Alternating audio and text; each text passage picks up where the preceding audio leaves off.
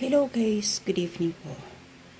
Gusto ko lang pong i-share sa inyo yung recipe na ginagawa ko sa aking cucumber. Ito po yung kinaka-adikan ko lately for my dinner. So, ang gamit ko po dito, of course, yung cucumber and Japanese mayo. Of course, meron tayong sriracha or hot chili sauce.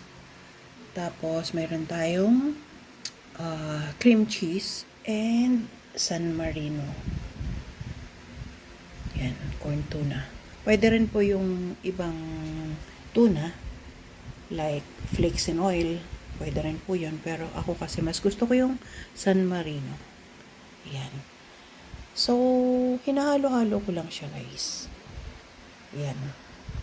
Pag hinalo mo lahat ng ingredients na yan, ito yung kakalabasan.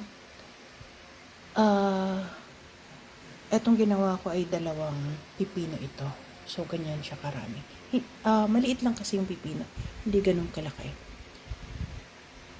Yan. Sobrang busog ka pag ganito yung kinain mo for dinner na wala ng rice. So, yun lang po guys. Thank you for watching and good evening po sa lahat.